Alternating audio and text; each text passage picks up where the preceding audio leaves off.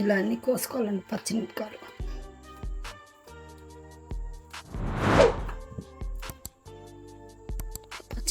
ఉల్లిగడ్డలు, ఇట్లా ఉల్లిగడ్డలు మొత్తం కోసుకున్నాము.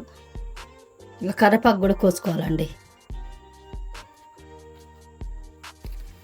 ఇట్లా శనగపిండి, రాగి పిండి,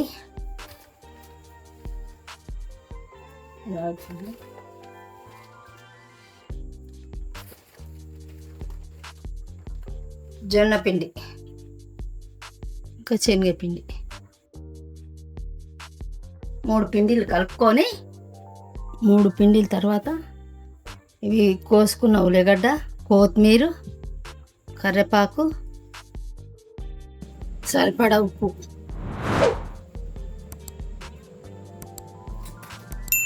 అన్నీ వేసుకున్న తర్వాత ఇలా కలుపుకోవాలి.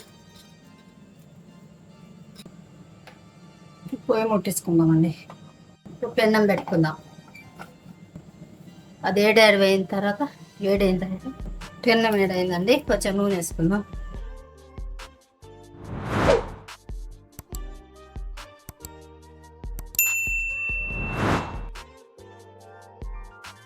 దోశ ఇలా కాగినంగా తిప్పేసుకోవాలండి. 5 నిమిషాలలో రెడీ. రాగి దోశ, అన్ని పిండిలు కలిపినది దోశ. చట్నీ వేసుకొని తింటే ఆరోగ్యానికి మంచిది. 3 రకాల పిండి హెల్దీ అండి. ఎవరైనా తినొచ్చు, ఆరోగ్యానికి మంచిది. ఈ రాగి పిండి, జొన్న పిండి, అన్ని పిండిలు కలిపి దోశ వేసుకోవచ్చండి.